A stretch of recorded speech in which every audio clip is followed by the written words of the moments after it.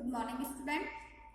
आज हम कक्षा 9 की पाठ्य पुस्तक कृतिका जिसके पाठ 1 इस जल प्रलय में उसके पार्ट 3 के बारे में हम पढ़ेंगे।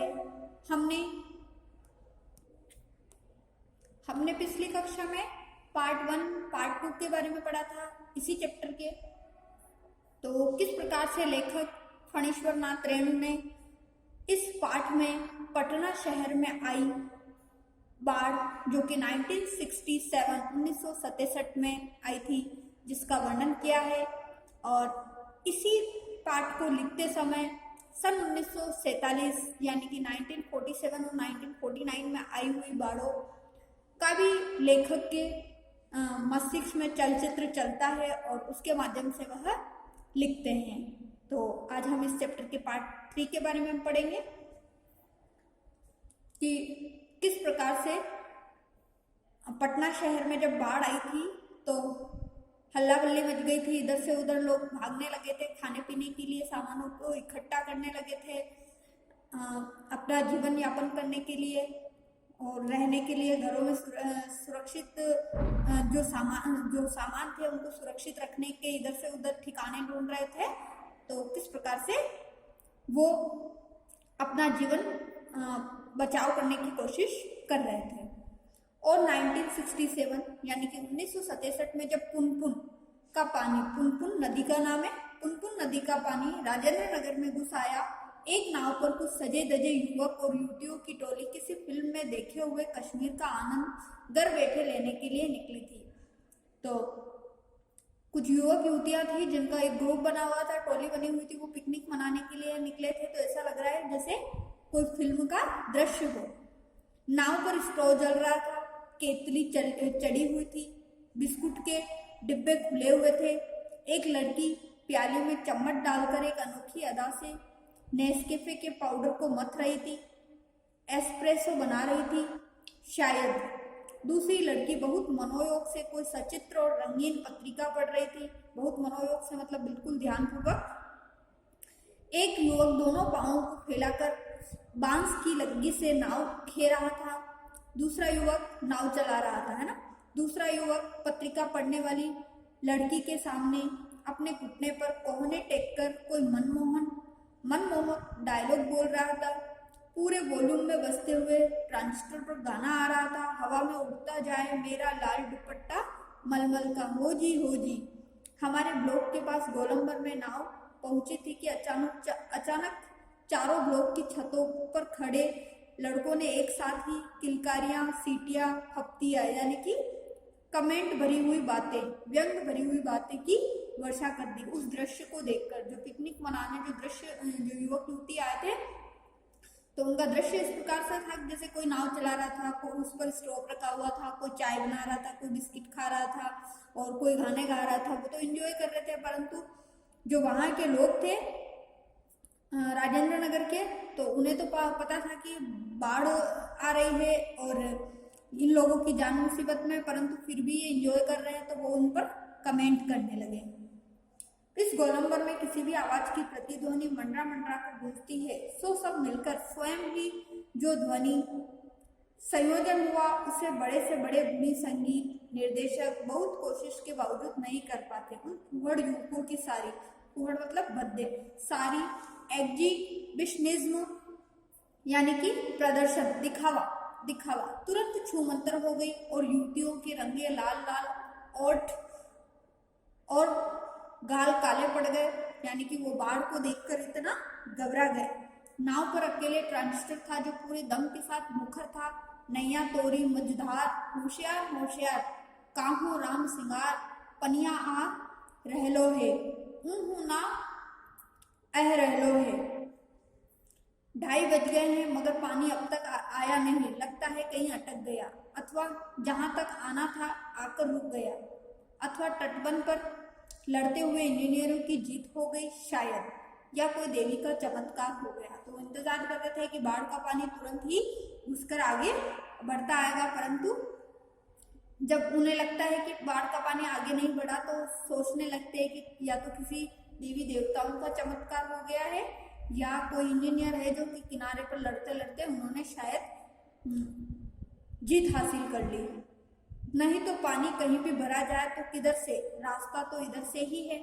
चारों ब्लॉक के प्राय सभी फ्लैटों की रोशनी जल रही है, बुझ रही है, सभी जगे हुए हैं। कुत्ते रह रह कर सामूहिक रुदन करते हैं। सामूहिक रुदन मतलब एक साथ रोते और उन्हें दुख जताते, और उन्हें राम सिंगार की मंडली डांट कर चुप करा देती। चुप चुप।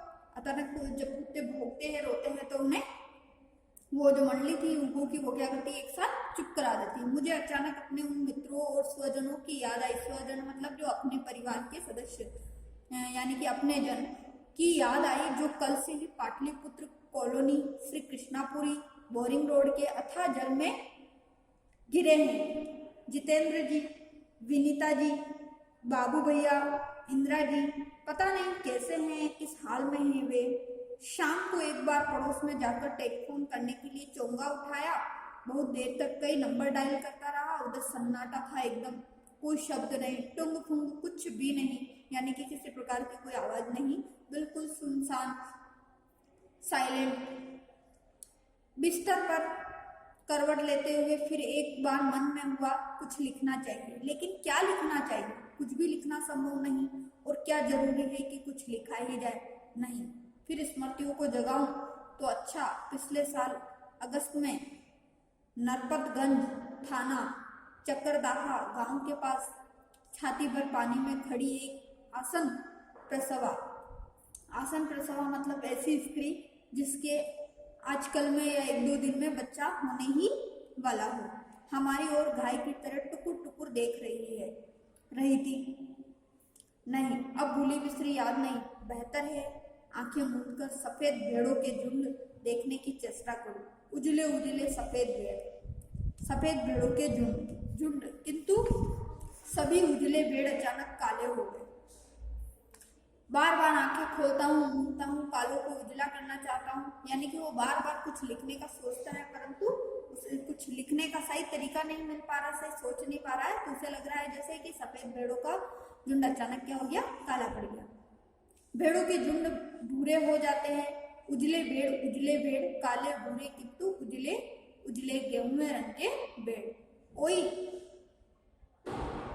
खाद्यो ऐसे गेछे जकजोर मुझे जगाया गया। घड़ी देखी, ठीक 5:30 बज रहे थे। सवेरा हो चुका था। आ रहे लो है पनिया, पानी आ गेलो हो राम सिंगार, ओ मोहन, रामचंद्र, अरे हो। ये बंगाली भाषा में बात हो रही है।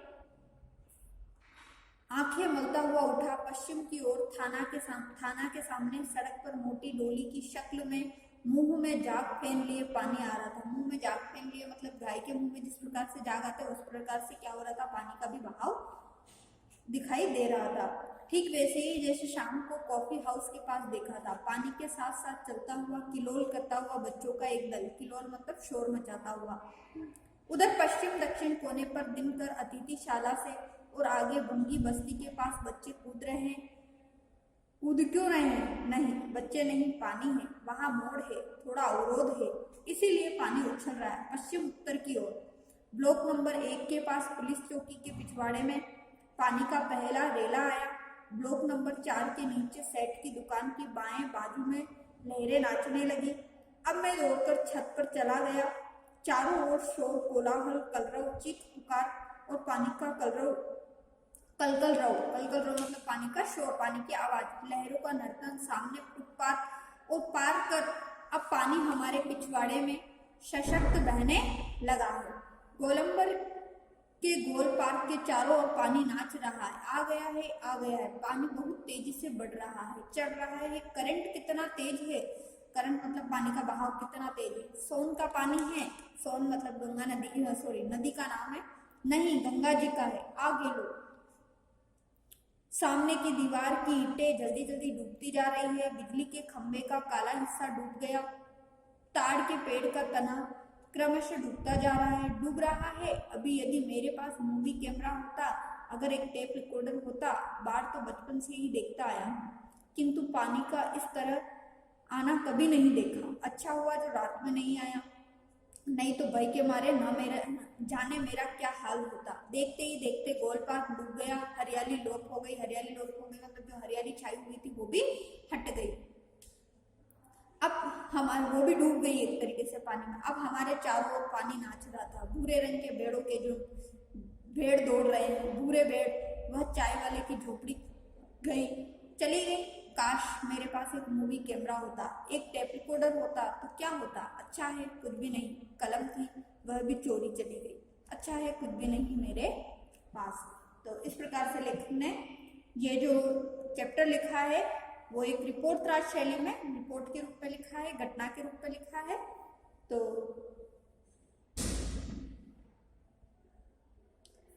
ठीक है, आज ये आपका जो इस चैप्टर में पटना शहर में आई हुई बाढ़ का वर्णन किया गया है। तो आप इस चैप्टर को ध्यानपूर्वक पढ़ लीजिए। और आज आपका ये चैप्टर कंप्लीट हो चुका है। आज का जो आपका होमवर्क है वो क्वेश्चन नंबर 1 से 6 तक आपको नोटबुक में नोट करने हैं। इनके आंसर आपको नोटबुक में लिखने हैं। ठीक है।